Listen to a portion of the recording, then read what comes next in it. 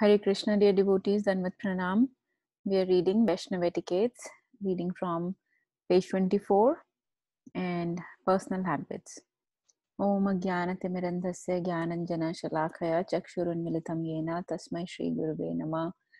Namo Vishnupadaya Krishna Prasthaya Bhutale Srimati Bhaktivedanta Swami Iti Namine Namaste Saraswati Deve Gaurvani Pracharne Nirvishesha Shunyavadi Paschatya Desh Tarne.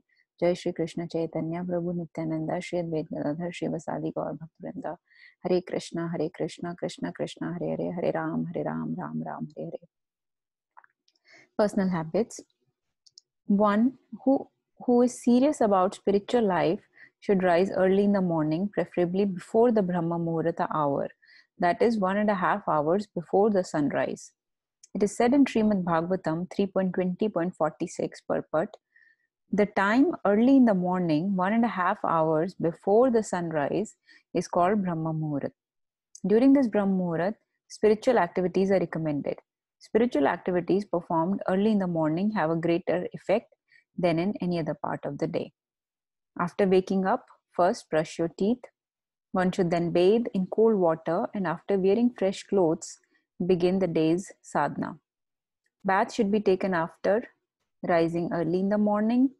Long naps of more than an hour, passing stool, excessively perspiring, or being contaminated in any way after visiting crematorium, for example. Personal hygiene and cleanliness should be maintained. Nails should be kept clean and clipped short. Nail clipping should be thrown in the dustbin. Srila Rupa Goswami even mentions that one should carefully clean one's teeth properly and regularly. Hands and legs should be washed after passing water, and hands should be washed properly with soap after passing stool. Brahmana initiates should wrap their sacred threads around their right ear while using the toilet. तो इतना तो समझ आ गया I think, है ना, कि sunrise से सूर्योदय होने से 1.5 घंटा पहले शुरू होता है ब्रह्म मुहूर्त. तो उस समय उठना चाहिए और ये पहले सबसे सुबह उठ के अपना सारी शौच की सारी चीजें करके नहा धो के अच्छे से फ्रेश कपड़े डाल के फिर अपनी साधना शुरू करनी चाहिए. और ये भी बताया कि कब कब नहाना चाहिए. सुबह उठ के नहाना चाहिए जब काफी देर सोते हैं, जैसे 1 घंटा सोए, नैप लिया, तो उसके बाद नहाना चाहिए. स्टूल्स पास करने के बाद, या बहुत पसीने आए तो, या किसी भी वजह से तरीके से आप कंटामिनेट हुए हैं तो आपको नहाना चाहिए. तो ये पर्सनल हाइजीन और क्लेanलीनेस मेंटेन करके रखनी चाहिए. नेल्स छोटे रखने चाहिए. अगर बाथरूम जाते हैं तो हाथ धोने चाहिए अच्छे से, वो हमको पता ही है. With just with water, hands and legs should be washed after passing water, मतलब कि ब्लैडर एम्प्टी करने के बाद, और विद सोप अगर आपने स्टूल पास किया. और जो ब्राह्मण दीक्षा हुई है जिनकी, वो अपना सेक्रेट थ्रेड बांध के रखते हैं अपने राइट ईयर के ऊपर while using the toilet. Only the right hand should be used for eating, chanting on the beads, offering something, and accepting something. Wash hands, feet, and mouth before and after honoring prasadam. Wash hands after drinking water. Do not spit while eating. Do not spit on water. Sannyasis should bathe 3 times a day. Grihasthas and brahmacharis at least twice a day. Bathe after shaving, copulating, or going to a crematorium. One should take rest for about 6 to 6.5 hours every night. Too much sleep or too little sleep is not good for our Krishna consciousness. One should try to sleep on the floor or on a hard surface. Luxurious soft bed should be avoided. It is best to sleep on one's left side. If not, then on back, but never on one's stomach. One should not waste Krishna's energy like soap, toothpaste, electricity, water, etc. One should turn off the lights and fans whenever and wherever they are not required. One should spend Krishna's money discreetly and with responsibility, asking oneself if this expenditure is really necessary for enhancing Krishna's service. So, और थोड़े से बातें बताई गई कि कैसे साफ स्वच्छ रहना चाहिए, कि खाने के बाद हाथ धोने चाहिए, हाथ धोने चाहिए, हाथ भी और फीट, पैर भी actually, hand, feet and mouth प्रसाद लेने के बाद. और दाएं हाथ से जितनी भी ऑस्पिशियस चीजें होती हैं, जैसे किसी को कुछ दे रहे हैं, किसी से कुछ ले रहे हैं, चैंटिंग कर रहे हैं, खाना खा रहे हो, दाएं हाथ से खाना चाहिए। फिर ये लिखा है कि गृहस्थास को दिन में 2 बार या ब्रह्मचारी को भी दिन में 2 बार नहाना चाहिए, सन्यासी को 3 बार। और कम से कम 6-6.5 घंटे रात में सोना चाहिए। ठीक है, हार्ड सरफेस पे सोना चाहिए, बहुत सॉफ्ट बेड पे नहीं सोना चाहिए, पेट पे नहीं सोना चाहिए, साइड पे सोना चाहिए या बैक पे। और चीजों को वेस्ट नहीं करना चाहिए। सब रिमेम्बर कि ये सब कृष्णा को बिलोंग करता है, राइट। ईशावास्यम इदम सर्वम, ये श्री ईशोपनिषद के फर्स्ट वर्ड्स का सबसे पहला प्रिंसिपल है, ईशावास्यम इदम सर्वम, कि all of this belongs to Krishna. And so all of this is Krishna's energy and we've been all allotted a quota. तो पैसे भी कृष्णा के हैं, एनर्जीज भी कृष्णा की हैं, पानी, बिजली, ये जो भी चीजें हम यूज करते हैं ना, पदार्थ और ये सब चीजें ध्यान से यूज करें, उसको वेस्ट नहीं करना।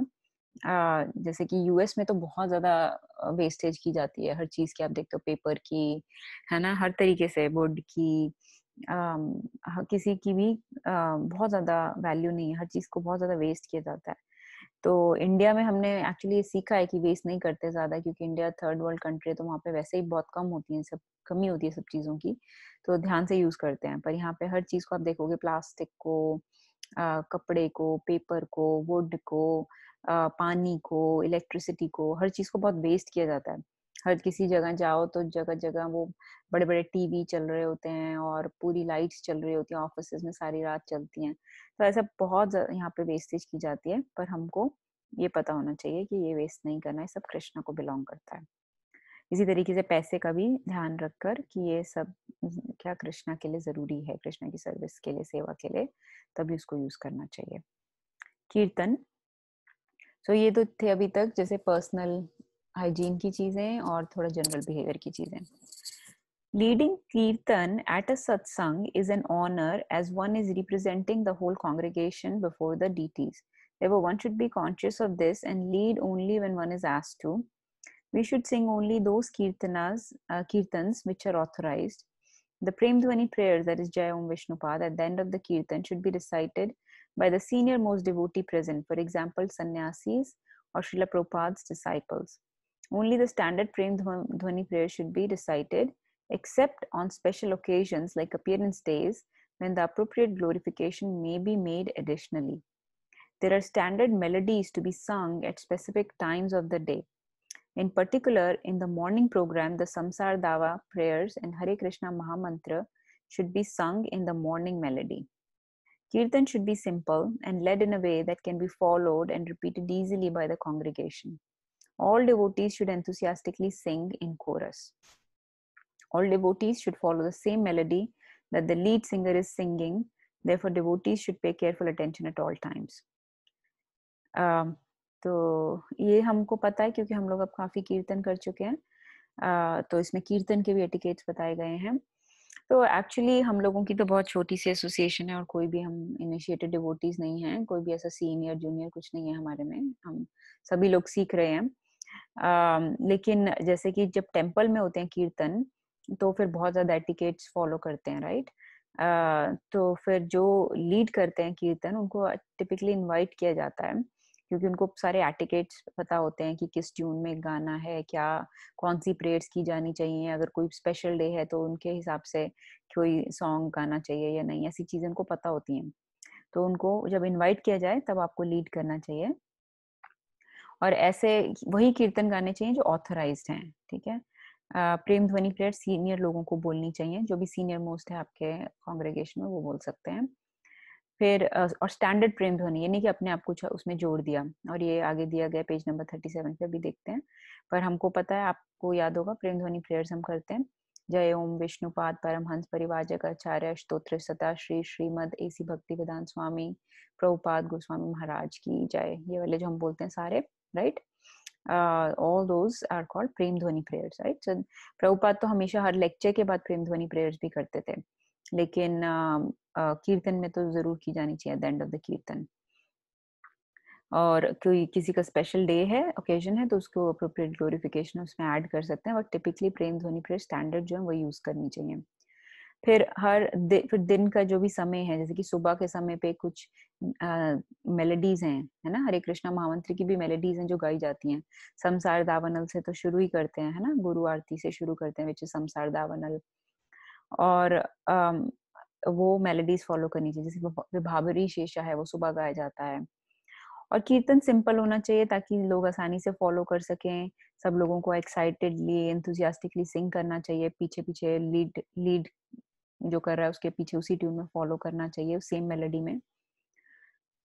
Mridang and Kartal players should be close to the lead singer and should watch him carefully and adjust their speed according to his. Therefore, the Kartal and Mridang players should be extra attentive.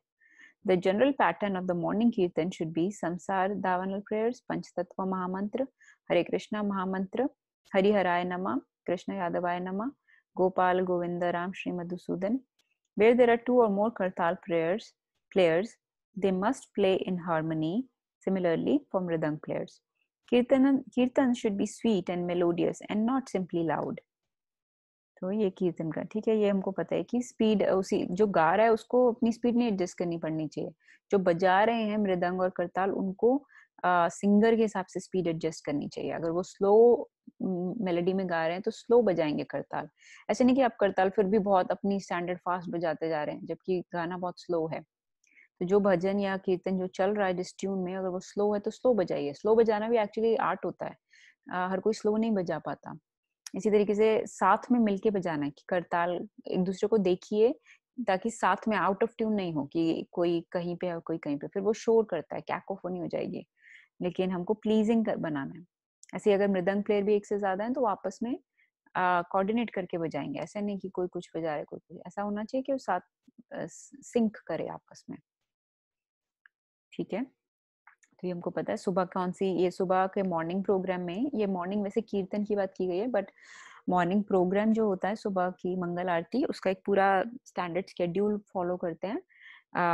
वो उसमें typically पहले गुरु आरती करते हैं, है ना, गुरु अष्टकम संसार दावनल निधलोका। उसके बाद पंचतत्व महामंत्र होता है, फिर हरे कृष्णा महामंत्र होता है। उसके बाद टिपिकली नरसिंह आरती होती है, फिर तुलसी आरती होती है। तुलसी आरती करने के बाद कई बार लोग एक दो भजन गा लेते हैं, जैसे इसमें हरि हराय नमः लिखा है या विभावरी शेषा गा लिया। फिर जरूरी है कि 10 ऑफेंसेस रिसाइट किए जाते हैं, गुरु अष्टकम गाया जाता है, शिक्षाष्टकम प्रेयर्स बोली जाती हैं, एंड देन इसके बाद होता है finally Bhagavatam class, and then after Bhagavatam class prasadam. Okay, dancing. Srila Rup Goswami states that one should learn to dance in the front of deities. Dancing should be graceful and enthusiastic, not violent and wild. Dancing in the traditional Gaudiya way, as demonstrated by Srila Prabhupada, should be the standard. In addition, dancing can take place in various formations. For example, row of devotees rhythmically approaching each other and then receding. तो ये बताएगा कि dancing कैसे करनी है, ऐसे wild नहीं करनी। जैसे कुछ लोग इतने एक्साइटेड होकर डांस करते हैं कि गिर जाते हैं, है ना, तो ऐसे नहीं, लेकिन ग्रेसफुली करनी है, enthusiastic and graceful but not violent and wild. और ये ट्रेडिशनल गौड़िया वे में प्रभुपाद ने सिखाई है डांसिंग। एक्चुअली प्रभुपाद के भी बहुत सारे वीडियोस हैं जिसमें वो डांस कर रहे हैं। और फॉर्मेशंस में भी डांस करते हैं डिवोटीज एक दूसरे के साथ, जैसे ये दिखाए गए यहाँ पे कि आगे आते हैं, है ना, अप्रोच करते हैं, ईच अदर, बीच में आते हैं, फिर रिसीव, पीछे जाते हैं, बीच में आते हैं, फिर पीछे जाते हैं, ऐसे वाला होता है। Devotees forming rows one behind the other and while continuing to face the deities, moving towards and then away from them rhythmically. फिर ऐसे एक रो में खड़े होके आगे जाते हैं, पीछे जाते हैं, है हाथ पकड़ के या फिर बिना हाथ पकड़े भी चाहे, बट एक रो में पूरी रो आगे मूव करते फिर पीछे आते हैं, ऐसे करते हैं, या सर्कल में भी ऐसा कर सकते हैं। तो ये अच्छी अच्छी फॉर्मेशंस होती हैं। तो ये फॉर्मेशंस बना के डांस करना चाहिए। Devotees should take care to see that the formations are maintained and that they are in line. While dancing in formation, devotees should raise hands, hold hands, etc. as may be required for that particular formation. ठीक है ना, हाथ ऊपर उठा के या हाथ hold करके फॉर्मेशन में करना चाहिए। अब ये दिखाया है कि ये नहीं करना, ये पिक्चर्स में दिखाया है कि ये चीजें नहीं करनी। ये इतनी तेजी से डांस कर रहे हैं कि वो दूसरे को लग गया, या किसी को उठा के ऊपर उछाल दिया, या ये बहुत तेजी से चक्री काट रहे हैं। So this dancing is not a spectator sport, and devotees should not simply stand and watch. all should participate. तो spectator sport नहीं है, मतलब ऐसे नहीं कि आप खड़े होकर देख रहे हो, तो सबको पार्टिसिपेट करना चाहिए, सबको डांस करना चाहिए। लेकिन कुछ होते हैं जिनको नहीं करना होता dance. However, those who are unwilling, particularly guests and newcomers, or those who are sick, should not be forced. Dancing in ways that can cause injury to the devotees should be avoided. For example, two devotees clasping hands and spinning because it may be harmful, spinning alone with arms outstretched, tossing children or even grown-ups in the air or lifting them, pushing excessively while moving in the circle. Men and women should dance in separate portions of the temple. One should watch the lead dancer always and synchronize. The perfect dancing is in Lord Chaitanya's style with arms raised or folded hands with enthusiasm and devotion.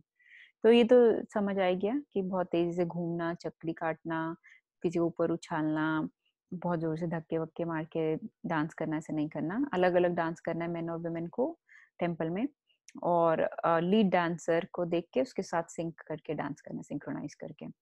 और Lord चैतन्य की style आपने देखी होगी, हमने वो play भी देखा था, उसमें वो कैसे करते थे, या हाथ ऊपर हवा में उठा के, है ना, या फिर फोल्डेड हैंड्स, आर्म्स रेज या फोल्डेड हैंड्स, तो हमेशा दोनों चीजें बेस्ट रहती हैं. Speech. The urge to speak is very strong, and as soon as we get an opportunity, we begin speaking. Srila Prabhupada explains that if we do not speak Krishna Katha, then we speak all sorts of nonsense. Such talk is called prajalpa and is born of our material identification. Thus, devotees must refrain from it. All mundane literatures are also practical exhibitions of the urge to speak. Srila Prabhupada explains in the Nectar of Instruction that materialistic people read heaps of newspapers, magazines, novels, solve crosswords, and do many nonsensical things. In this fashion, people simply waste their valuable time and energy. In the Western countries, old men retired from active life play cards, fish, watching television, debates about useless socio-political schemes. All these and other frivolous activities are included in the Prajalpa category. Intelligent people interested in Krishna consciousness should never take part in these activities.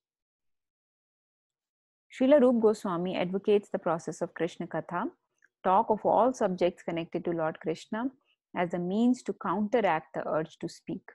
Therefore, if we must talk, we should talk Krishna Katha.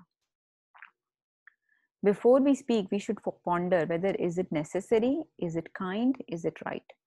Devotees should avoid speech that offends, particularly blasphemy of devotees, which is the first offense against the holy name, or Vaishnava Aparadh.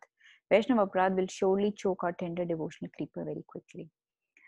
तो ये बहुत ही important है speech, क्योंकि जो हमारी टंग होती है वो एक तो टेस्ट के लिए वो दो सेंसेस की तरह काम करती है, एक नॉलेज एक्वायरिंग सेंसेस और एक वर्किंग सेंस, है ना. नॉलेज एक्वायरिंग सेंस में उसका काम है टेस्ट का, तो टेस्ट एक जो सेंस है और टंग जो है वो सेंस ऑर्गन है, राइट. तो वो है working, sorry, knowledge acquiring sense, है ना, ज्ञान इंद्रिया. और उस टंग का दूसरा फंक्शन है जो है कर्म इंद्रिय वाला, विच इज स्पीच. इसीलिए ये बात जो यहाँ पे बताई गई कि रूप गोस्वामी ने क्या बोला नेक्टर ऑफ इंस्ट्रक्शन में, ये बात सबसे पहले श्लोका में आती है ऑफ नेक्टर ऑफ इंस्ट्रक्शन. उसमें रूप गोस्वामी ने बताई कि क्या चीजें अवॉइड करनी चाहिए. उन्होंने 9 चीजें बताई हैं, उसमें हमने पहले पढ़ी है अपनी क्लास में. वाचो वेगम, वाचो वेगम मतलब अपनी स्पीच पे कंट्रोल करना. वाचो वेगम, मनस क्रोध वेगम, जीव वेगम, उदर उपस्थ वेगम. एक्चुअली 6 चीजें बताई जो कंट्रोल करनी चाहिए. एतान वेगान यो विषहे धीरा सर्वम अपि माम पृथ्वीम स शिष्यात. सो whoever can control these 6 things, है ना. वाच शक्ति मतलब स्पीच, मनसा मतलब माइंड, वाचो वेगम मनसा क्रोधा मतलब एंगर, जीवा मतलब टंग यानी टेस्ट, जीव वेगम उदर, उदर मतलब स्टमक या quantity of how much you eat, and उपस्थ मतलब genitalia. So these 6 things whoever can control can make disciples or is fit to make disciples all over the world. So ये श्रीला रूप गोस्वामी ने वाचो वेगम पे या कंट्रोल ऑफ स्पीच पे बहुत इंपॉर्टेंट बात बताई है. And we know that the principle is अगर हम we have been given a function, if we don't use that function, like some people do, will sit mourn, right. आपने भी किया प्रैक्टिस, तो वो भी कर सकते हैं, लेकिन वो करना भी बहुत डिफिकल्ट होता है. तो इजी क्या होता है, इजी होता है to replace the nonsense speech with Hari Katha, right? So we always say in second chapter it is of Bhagavad Gita, it has been explained that we can replace something lower with a higher taste. Instead of controlling or inhibiting that, suppressing that sense organ, we can give higher taste to that sense organ. So instead of saying, okay, don't talk at all for 24 hours or for 7 days, don't talk at all. Instead of that, why don't we talk more and more Hari Katha? तो इस तरह से हरि कथा करने से जो हमारी speech होती है वो शुद्ध हो जाती है, मतलब प्योरीफाई हो जाएगी. नॉट ओनली हम कुछ गलत नहीं बोलेंगे, बल्कि हम कुछ ऑस्पिशियस अच्छा बोल रहे हैं जिससे हमें स्पिरिचुअल बेनिफिट मिल रहा है, जिससे हमारी एफिनिटी टुवर्ड्स कृष्णा इंक्रीज हो रही है.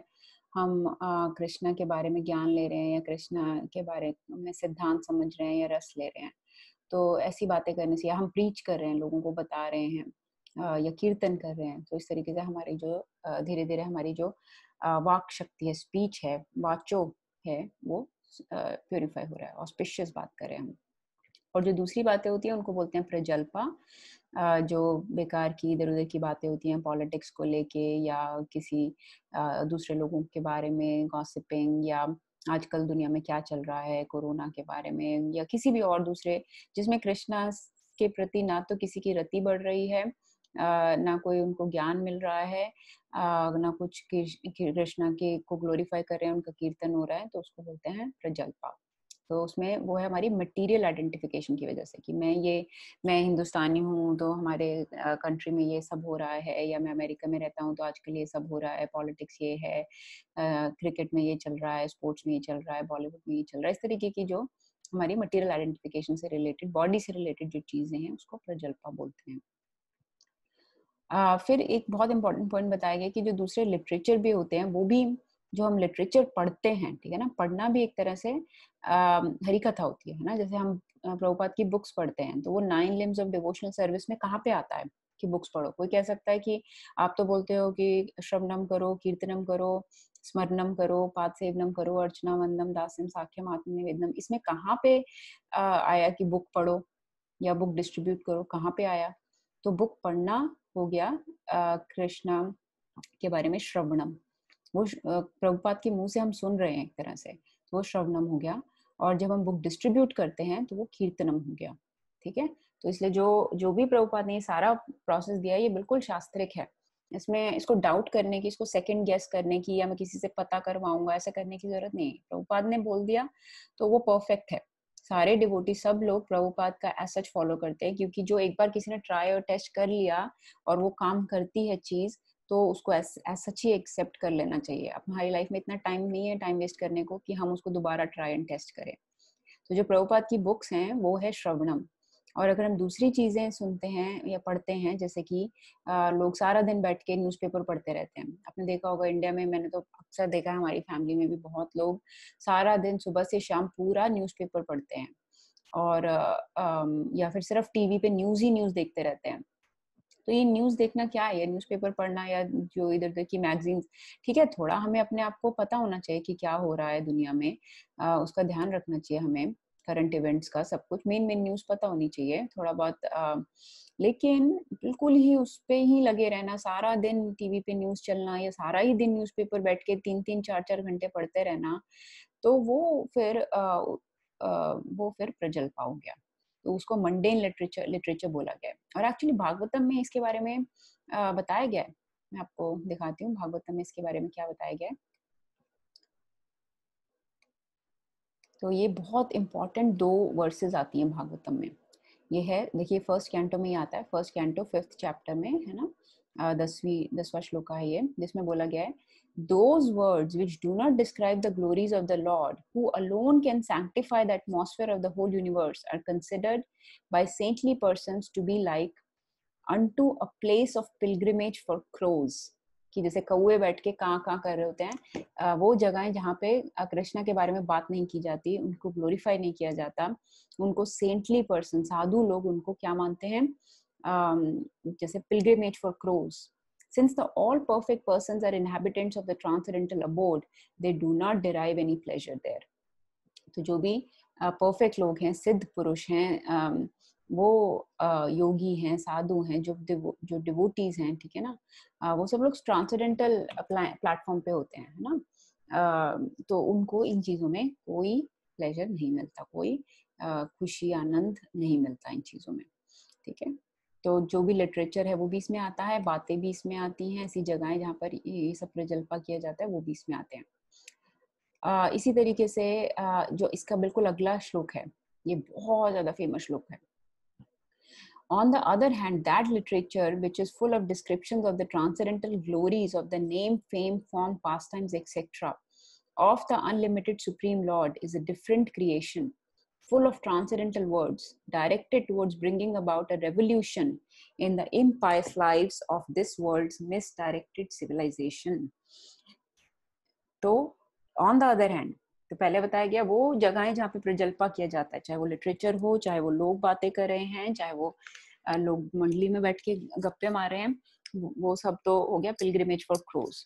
ऑन द अदर हैंड वो लिटरेचर, वो जगहें जहाँ पर कृष्णा के name, fame, form, pastime, qualities के बारे में बताया गया है, वो तो ट्रांसेंडेंटल वर्ड्स हैं, है ना, दिव्य वाणी है, और वो रेवोल्यूशन क्रिएट कर सकता है। अब देखो प्रभुपाद भागवतम लेके, यही भागवतम जिसको अभी हम देख रहे हैं, ये भागवतम लेके प्रभुपाद यूएस गए थे और क्या रेवोल्यूशन क्रिएट कर दिया उन्होंने, है ना, लोगों की लाइफ्स में। तो it can create a revolution in the empire's lives of this world's misdirected civilizations.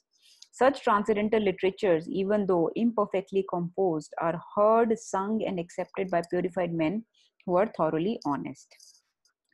तो इस तरीके से ये जो ट्रांसेंडेंटल लिटरेचर्स हैं, इनको ग्लोरीफाई करते हैं साधु लोग, वो उनको गाते हैं। शृण्वन्ति गायन्ति गृह्णन्ति साधवा, ये देखिए, शृण्वन्ति गायन्ति गृह्णन्ति साधवा। तो चाहे उसको इम्परफेक्टली भी कंपोज क्यों ना किया हो, यस्मिन् प्रति श्लोकम अभद्वत्यपि, तो उसका चाहे वो इरेगुलरली कंपोज क्यों ना हो, उसका हर वर्स, मतलब ग्रामर की वाइज या संस्कृत वाइज या जो भी लैंग्वेज में वो लिखा गया है, चाहे वो प्रॉपर ग्रामर ना हो उसमें, है ना, तब भी अगर वो लिटरेचर कृष्णा की ग्लोरीज गा रहा है तो वो ट्रांसेंडेंटल है, और उसको सारे साधु लोग गाते हैं, सुनते हैं और एक्सेप्ट करते हैं, ठीक है। तो ये बहुत ही इंपॉर्टेंट वर्स है, इसको देख सकते हैं आप। ये कई जगह प्रभुपाद कोट करते हैं एक्चुअली, दोनों verses. The pilgrimage for crows is a very very famous line that Prabhupada like to use, and then this one, and this is all coming straight from Bhagavatam. तो इसीलिए प्रभुपाद को डाउट करने की जरूरत नहीं है, क्योंकि वो सब कुछ जो बोलते हैं वो शास्त्रों से बोलते हैं, वो शास्त्रों से बाहर कुछ नहीं बोलते। उसके बाद तो ये हो गया, तो हमें क्या पढ़ना भी चाहिए उसके बारे में। पढ़ने के बारे में आप देखिए, नॉवेल्स वगैरह को भी क्रिटिसाइज किया गया है, क्योंकि हमें नहीं पता लोग क्या कि कुछ भी लिखते हैं, लोगों की कोई कॉन्शियसनेस अच्छी नहीं है। बहुत एथिस्ट लोग हैं जो कुछ भी लिखते हैं। जैसे अभी एक बुक है बहुत फेमस चल रही है, उसका नाम है गॉड इज नॉट ग्रेट। वो किसी एथिस्ट बंदे ने लिखी है, जो बताता है कि कैसे रिलीजन जो है वो हमको हमारी लाइफ को खराब कर देता है। तो इस तरीके से बहुत सी ऐसे ऐसे लोग बुक्स लिखते हैं, और नॉर्मल बुक्स में भी लोग अंदर डाल देते हैं चीजें जो हमारे लिए ठीक नहीं है। इसी तरीके से यहाँ पे प्रभुपाद ने बताया कि अब जैसे बूढ़े हो जाते हैं लोग, कितना टाइम वेस्ट करते हैं, लोग फिशिंग करते हैं। देखिए, लोग फिशिंग करते हैं, टेलीविजन देख रहे हैं, कार्ड्स प्ले कर रहे हैं, डिबेट करते हैं, जिसमें उनका कुछ चलता भी नहीं। अगर वो कोई बोलता भी है कि ये पार्टी अच्छी है पॉलिटिक्स में या ये नहीं अच्छी है, तो उससे उससे दुनिया में क्या हो जाएगा? आपके यहाँ पे बैठ के डिबेट करने से क्या फर्क पड़ जाएगा? या कोई स्पोर्ट्स की बात करता है, पर आप तो खेल नहीं रहे वहां पे, तो क्या उससे फर्क पड़ जाएगा? तो इस तरीके से लोग, ये सब चीजें प्रजल्पा हैं। श्री रूप गोस्वामी ने नेक्टर ऑफ इंस्ट्रक्शन हम पढ़ सकते हैं, अगली बुक बहुत ही पतली है, जिसके बारे में बता रही थी। वाचो वेगम मनसा क्रोध वेगम आता है, जिसमें वर्स सारी एक एक वर्स इतनी इंस्ट्रक्शनल है, इसलिए उसको नेक्टर ऑफ इंस्ट्रक्शन बोलते हैं, या उपदेशामृता, अमृत, उपदेश का अमृत, उपदेशामृता। उसमें इतने अच्छी अच्छी इंस्ट्रक्शंस दी हैं रूप गोस्वामी ने कि सब समझ क्लियर हो जाता है। तो उन्होंने मना किया है कि अपनी अर्ज टू स्पीक जो है, अपनी वाच को कंट्रोल करके रखिए, गलत मत बोलिए। और अभी भगवत गीता में भी हम आगे पढ़ेंगे कि कृष्णा बताएंगे कि क्या बोलना चाहिए। कई लोग ऐसा बोलते हैं कि मैं तो सच बोल रहा हूँ, लेकिन वो दूसरे बंदे को अच्छा नहीं लगता। तो सच बोलने के नाम पे आप किसी को हर्ट नहीं कर सकते, ये सब बताएंगे कृष्णा। तो इस तरीके से ऐसा होना चाहिए वर्ड जो सच भी हो लेकिन प्लीजिंग भी हो, जेंटल भी हो, एजिटेटिंग नहीं होना चाहिए। लोगों लोगों की कृष्णा के लिए या आपके गुरु के लिए एफिनिटी बढ़नी चाहिए, अटैचमेंट बढ़नी चाहिए, ऐसी स्पीच होनी चाहिए। तो इसलिए अगर वो सब नहीं भी कर पा रहे, कुछ नहीं कंट्रोल कर पा रहे, तो फिर कृष्ण कथा कीजिए, वो सबसे बेस्ट है। और बोलने से पहले ये सोचना चाहिए कि जो मैं बोल रहा हूँ वो बोलना जरूरी है क्या, वो काइंड है क्या, है ना, उससे किसी को दुख तो नहीं पहुंचेगा, और वो सही है क्या। तो ऐसी कोई भी बात नहीं बोलनी चाहिए जो जिससे किसी दूसरे को बुरा लगे। तो सोचते समय ये जरूर सोचिए कि मैं बोल रहा हूँ वो बुरा तो नहीं लगेगा। इवन दूसरे लोगों को भी, चाहे वो डिवोटी नहीं भी हो, बुरा तो नहीं लगेगा। और फिर डिवोटीज के साथ तो बहुत ज्यादा ध्यान रखना होता है, क्योंकि नहीं तो वैष्णव अपराध हो सकता है। और वैष्णव अपराध हो गया जैसे यहाँ पे बताया, तो वो आपकी जो भक्ति लता है, भक्ति लता को में वीड की तरह है, और वो उसको खत्म कर देगा। जैसे कि कई बार वीड इतनी ग्रो हो जाती है कि वो प्लांट को खराब कर देती है। इसी तरीके से जो हमारा भक्ति की कब की लता है, जो प्लांट है, वो बहुत अभी कमजोर है, नई है, वो किसी भी वीड से बहुत आराम से खराब हो जाएगी। और वैष्णव अपराध तो सबसे बड़ा अपराध है। जो 10 ऑफेंसेस होते हैं टू द होली नेम, उसमें सबसे पहला अपराध होता है वैष्णव अपराध। तो प्रभुपाद के अगेंस्ट गलत बोलना, प्योर डिवोटीज के अगेंस्ट गलत बोलना, जो भी डिवोटीज हैं, चाहे प्योर भी नहीं हो, मिश्रित भक्ति वाले हैं हमारे जैसे, किसी के भी अगेंस्ट गलत बोलना, ब्लास्फेम करना, उससे वैष्णव अपराध लगता है। तो बहुत सोच समझ के रहिए। Preaching. Our actions and behavior are our best preaching because actions speak louder than words. As the saying goes, your actions speak so loud that I cannot hear what you are saying. Preaching means to change the heart, not simply to defeat someone intellectually. This does not mean, of course, that we should not present our philosophy properly. All devotees must endeavor to study Srila Prabhupada's books and understand them thoroughly and try to present faithfully what one has submissively read and heard. There is no need to read other books or go to other philosophers to learn how to preach. The humble servant of the spiritual master is the best preacher. The principle of preaching is nicely described by Srila Rup Goswami in the Bhakti Rasamrit Sindhu. चलिए पहले इतना सा बात कर लेते हैं तो preaching के बारे में कि हम सभी लोग प्रीचर्स हैं, राइट। हम सभी लोग सब अपने घर में, अपने परिवार में, अपने फ्रेंड्स को या काम पे किसी ना किसी तरीके से कृष्णा के बारे में सिखाने की कोशिश कर रहे हैं। या जैसे हम बुक डिस्ट्रीब्यूशन पे जाते हैं, हम लोगों को बताते हैं, तो हम प्रीच कर रहे हैं, राइट। तो प्रीचिंग में सबसे इम्पोर्टेंट बात बताई गई है कि जैसे प्रीचर को क्या बोलते हैं, आचार्य बोलते हैं। खैर सब लोग तो आचार्य नहीं होते, लेकिन आचार्य वर्ड किसके लिए होता है कि जो अपने आचरण से सिखाए, है ना। जैसे कि षड गोस्वामी थे, उन्होंने ये जो वैष्णव एटिकेट्स हैं उन्होंने अपने आचरण से दिखाए थे कि एक सन्यासी को कैसे रहना चाहिए और वैष्णवस को कैसे बिहेव करना चाहिए, उनकी कैसे डीलिंग्स होनी चाहिए लोगों के साथ, घर में और बाहर भी, वो उन्होंने अपने आचरण से दिखाया था।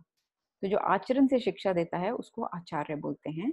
इसका मतलब कि आपके एक्शंस जो है they speak louder than word. तो हम कैसे करते हैं बिहेव, वो उससे पता चलता है।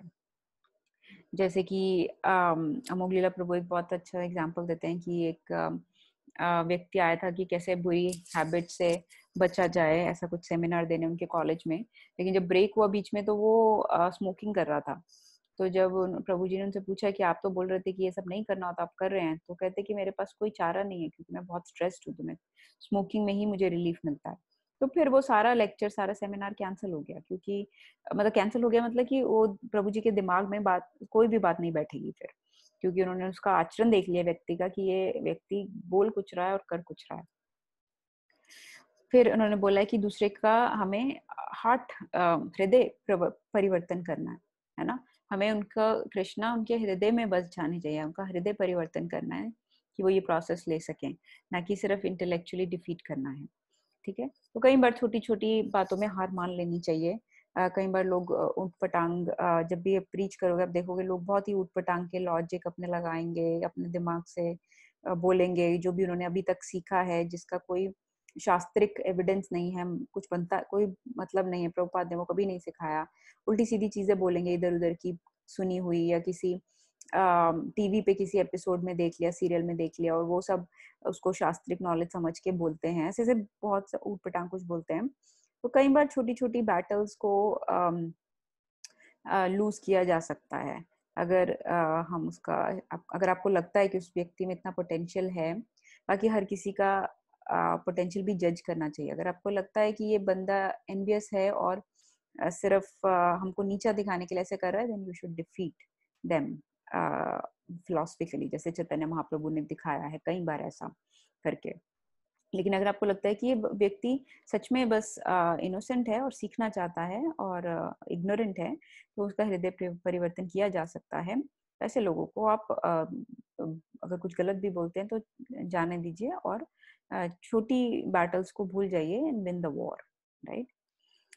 तो लेकिन फिर आगे भी बोला, लेकिन हमें अपनी फिलॉसफी पे बहुत ज्यादा कॉम्प्रोमाइज भी नहीं करना, ठीक है। तो टाइम प्लेस एंड सर्कमस्टांस के हिसाब से इसमें थोड़ा जज करना पड़ता है कि किसको कितना बताना है, कोई किस तरीके का आर्ग्यूमेंट दे रहा है, उसका भाव क्या है वो आर्ग्यूमेंट देने का, वो नादानी में दे रहा है, इग्नोरेंस में दे रहा है, या फिर वो आउट ऑफ एनवियसनेस इस तरीके से आर्ग्यू कर रहे हैं। तो वो सब देख के हम एड्रेस कर सकते हैं। तो हमें बहुत ज्यादा लेकिन अपनी फिलॉसफी पे कॉम्प्रोमाइज नहीं करना है।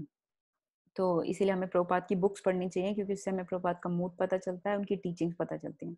अगर हम खुद ही नहीं पढ़ेंगे तो हम किसी को नहीं बता सकते। तो इसलिए अपने आप को इतना स्ट्रांग बना लीजिए, पढ़ते रहिए एक के बाद एक बुक्स, और छोटी छोटी बुक्स हैं उनको अच्छे से पढ़िए, डेली पढ़िए, भागवतम पढ़िए, ताकि सब कुछ आपको पहले समझ आ जाए, ताकि आप दूसरे को समझा सको। नहीं तो हम अपनी पुरानी चीजों को भी छोड़ नहीं पाएंगे। जो पुरानी चीजों में हम फंसे हुए हैं, जैसे कि कर्म कांड की चीजों में या ज्ञान की चीजों में, सेंटिमेंटल बहुत सारे चीजों में, वो सब हम छोड़ के, या इवन मटेरियलिस्टिक बहुत सारे जो हमारी सेंस ग्रेटिफिकेशन की चीजें, उनको हम छोड़ के आगे नहीं बढ़ पाएंगे अगर हम प्रभुपाद से नहीं सुनेंगे। तो प्रीचिंग वही कर सकता है जो सुने। जैसे कि प्रभुपाद के बारे में बोलते हैं कि वो भक्ति सिद्धांत सरस्वती महाराज की क्लास में बैठ के सुनते थे, और भक्ति सिद्धांत सरस्वती महाराज के क्लासेस ऐसे आज की तरह नहीं होते थे कि लोग 1 घंटे में ही तंग हो जाते हैं।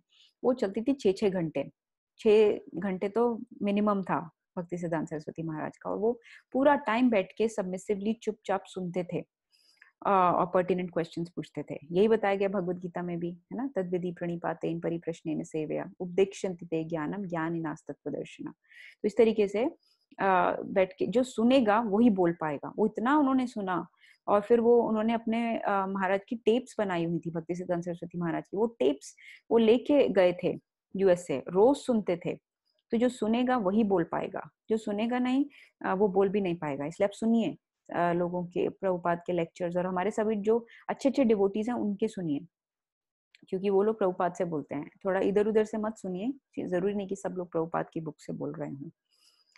फिर कोई और ज्यादा इधर उधर फिलॉसफी ढूंढने की जरूरत नहीं है, दूसरी बुक्स रीड करने की जरूरत नहीं है। ये बताया है। वही बात की प्रभुपाद ने सब कर लिया है, ऑलरेडी रीड कर लिया है, हम उनके जितना रीड नहीं कर सकते। उन्होंने सारा शास्त्रों का सार निचोड़ लिया है, और सब भागवतम में सच लिखा हुआ है जो प्रभुपाद बोलते हैं। तो अगर आपको एविडेंस भी चाहिए तो फिर भागवतम पढ़ लीजिए, मिल जाएगा सारा एविडेंस की प्रभुपाद ने भगवत गीता में भी सारी भागवतम की टीचिंग्स डाल दी हैं। तो ह्यूमिलिटी यही है कि उनकी बुक्स को पढ़ा जाए और उसको एज सच प्रेजेंट किया जाए लोगों के सामने। फिर आगे क्या लिखा है, भक्ति Rasamrita Sindhu which is nectar of devotion, है ना, जो रूप गोस्वामी की नेक्टर ऑफ डिवोशन या भक्ति रसामृत सिंधु है, उसमें भी बताया गया है प्रीचिंग के बारे में। तो उसको भी हमें पढ़ना चाहिए। और उसमें क्या बताया गया है, येन केन प्रकारेण मनः Krishna निवेशयेत somehow or other one must think of Krishna. किसी भी तरीके से लेक्चर सुन के, बुक्स पढ़ के, कीर्तन करके, हरि कथा करके, आरती करके, डीटी वर्शिप करके, लोगों की सेवा करके, बुक डिस्ट्रीब्यूशन करके, येन केन प्रकारेण, ठीक है। और जो इस तरीके जो ये करता है, किसी भी तरीके से अपना मन कृष्णा में लगाए रखता है, वो लोगों को कृष्णा के बारे में टीच कर सकता है। Ultimately, what will change people's heart is not simply the philosophy that we are speaking, but mainly to what extent we have imbibed the philosophy in our lives and realized that knowledge practically.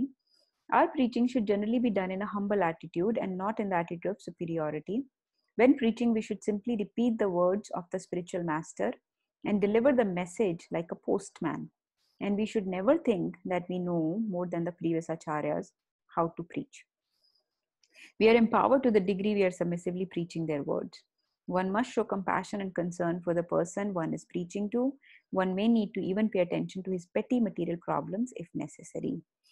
तो I think ये आपको सब समझ आ गया है ना कि हमें लोगों का हृदय परिवर्तित करना है. अपनी लाइफ के एग्जांपल्स दीजिए, कैसे आपको फर्क पड़ा है, वो सब से लोगों को अच्छा लगता है. हम्बल होना चाहिए और सारा गुरुज के आचार्य की वाणी को एज सच कन्वे करना है, पोस्टमैन की तरह, बिना उसको ऑल्टर किए, चेंज किए. और कई बार आप देखिए कि जो जिसको आप प्रीच करें, जो भी व्यक्ति बैठे हैं, कई बार उनकी छोटी मोटी प्रॉब्लम्स होंगी, है ना, जो आपको लगेगा कि ये इससे क्या फर्क पड़ता है, लेकिन आप उसको भी सुनिए और उसको भी कृष्णा कॉन्शियस तरीके से एड्रेस करने की कोशिश कीजिए, तो वो भी लोगों को के हृदय को छूती है. ठीक है, प्रीचिंग वाला ये फिनिश कर लेते हैं, then will stop. One must speak the truth, but according to Desh, Kal, and Patra, that is place, time, and people. Our goal is to make people Krishna conscious, and we should preach keeping this in mind and do what is needful. One should have a balanced approach while preaching. A good preacher will always understand the need for the devotees in different categories. Just as in material life, there are bankers, lawyers, doctors, and so on. In spiritual life, too, there is a need for, and there will always be, willing candidates for the renounced order, and also for those in the householder or professional category. Both varieties of devotees are necessary and valuable. While preaching to a particular person, our approach should be to advise what is best for his Krishna consciousness. There is a need for qualified brahmacharis, qualified grastas, qualified vanprasthas, and qualified sannyasis, and we should encourage a person according to where he can make best spiritual advancement and serve Prabhupada's mission.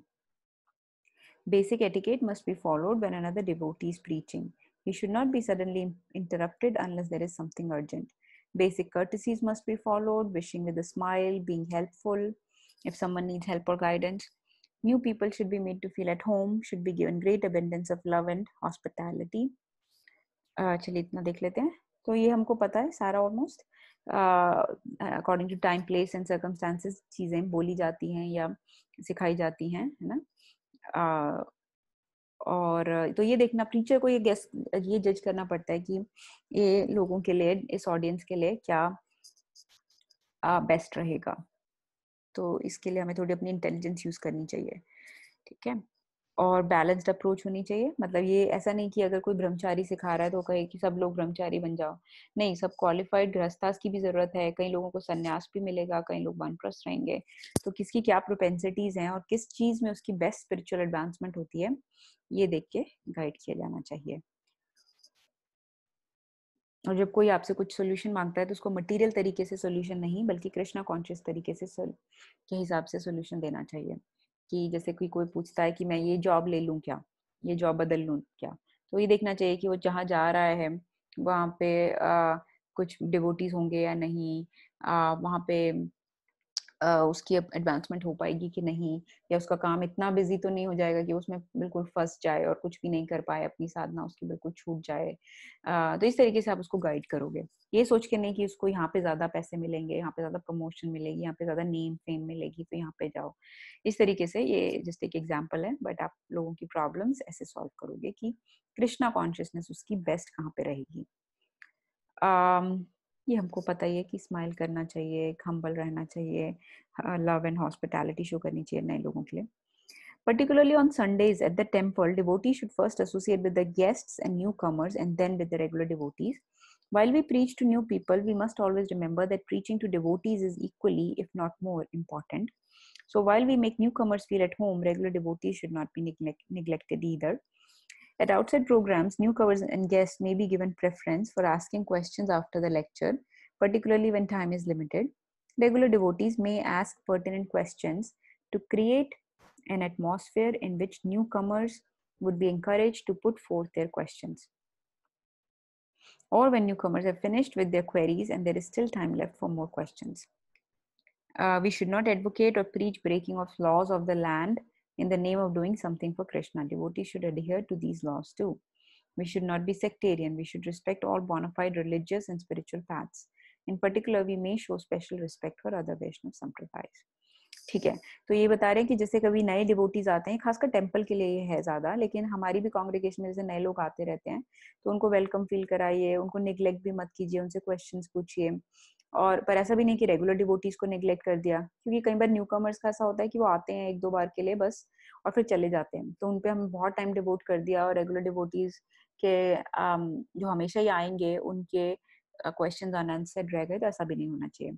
तो देख के time जज करके सब लोगों को लेना चाहिए अपने, should take everybody in our stride, है ना।